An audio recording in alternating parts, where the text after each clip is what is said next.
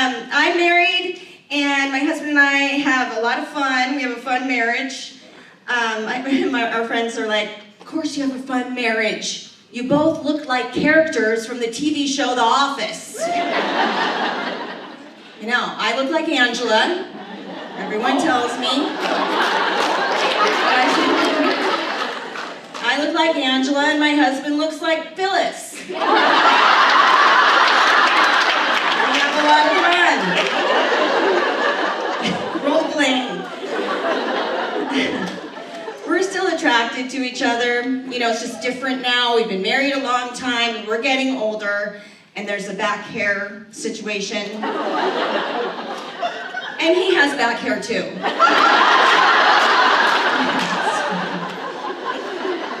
Anyone else married here tonight? How long? Yeah, I'm sure there's a lot of clap. How long have you been married? 20 years. Holy cow. You look so young. Oh my gosh. Anyone else from the Midwest out here tonight? Welcome to Renton. Give it up for her, 20 years. My husband and I heard that date night is good for your marriage, so we agreed we'll start doing date nights. And so far he's had more dates than me, so I'm about to get on the apps. He's a sweetheart. We met in college in a photography class, so we made out a lot. He's like, oh babe, you never look better than you did in that dark room. Very sweet guy. My husband and I are foster parents. Thank you, yes, so we're going to heaven.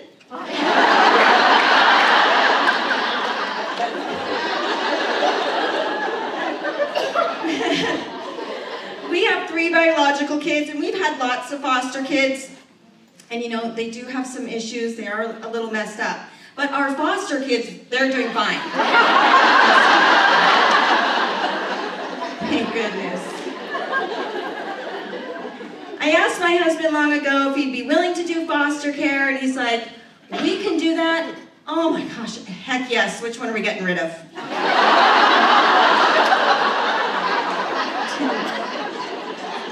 Didn't understand. May have been onto something there, but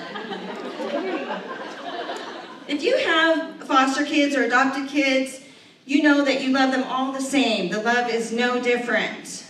We love all of our kids the same. The only difference is our biological kids have my husband and my genetics, and our foster kids have no bowel issues at all. Lucky them. Lucky them. We put all of our kids in sports, youth sports, and someone told us when they were really young, they said, okay, put your kids in sports, and you're going to avoid all the drug and alcohol issues. I was like, oh, that is awesome. So I signed my mother-in-law for Pee Wee soccer. Didn't work for her either. We're in that generation, as I'm sure some of you guys are, that started the participation trophy movement. I know, it's kind of controversial, but I can see both sides. Like, on the one hand, you should have to win the game, earn the trophy. But on the other hand, I'm a Mariners fan. Nice to get some hardware! Participation trophy, I'm not sure it aged well. You know, when they were little, we said, you have no skills at all, but you can have a trophy. Now they're older, we say, you have no skills at all, but you can have a podcast. You do that. When they were little, we said, you have no hand-eye coordination, but you're still a winner. Now they're older, we say, you have no hand-eye coordination, but you're still a pilot. For Spirit Airlines. Oh, we're very pro-pilot in this crowd tonight. All right. Do we have any pilots in here tonight? Pilot from Spirit Airlines. No, they're meeting with their lawyers. All right, give it up for pilots, I guess. kids were little, I drove carpool. I'm sure you guys did too. You know, when they're that age, they're really into the gossip, and so was I. It got juicy sometimes, like those kids spit their fish crackers out when I told them Connor's mom was sleeping around.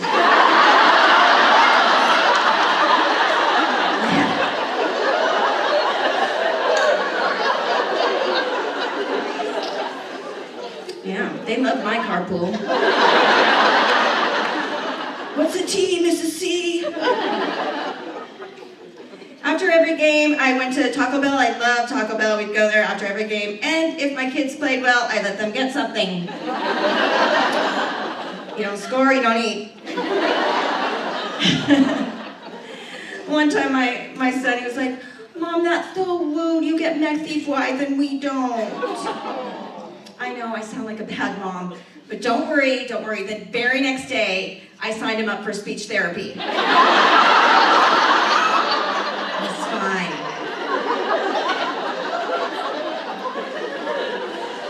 He's grown now. You know, they grow up so fast. They grow up fast, they don't need you anymore. Like that little boy now, he's got a beard, tattoos, got a puppy, he's married, he has a wife. I mean, what's next, a job? Then he really won't need me. One of our daughters is married, and she's very religious. She told me, Mom, in the Bible, the Apostle Paul says wives must obey their husbands. I was like, well, keep reading, because Paul gets beheaded.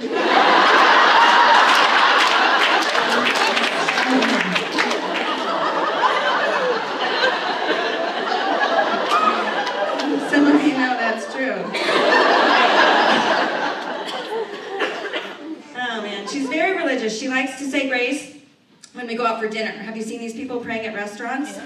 I think it's cool. I'm really proud of her, but she even makes us say grace at Starbucks. And the last time we were there, she's like, okay, Mom, bow your head. And I did, and we hit the car in front of us.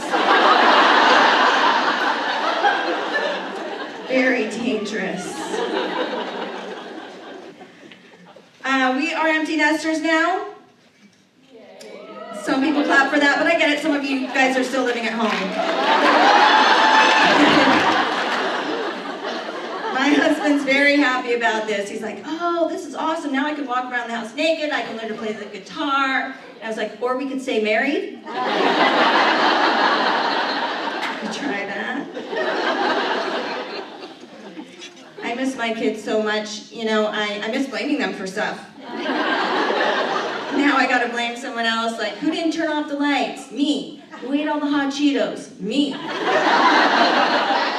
Who wore my dress and spilled beer on it? My husband. He likes to dress up as Taylor Swift for the Chief game. He looks good. He looks really good. If you Google empty nest, what comes up is, empty nest is for parents who have raised boys and they've moved out. If you've raised girls and they've moved out, it's called you're a survivor. And I love my girls, I do, but when they were living with me, they stole my clothes, they were very moody, I was literally naked and afraid.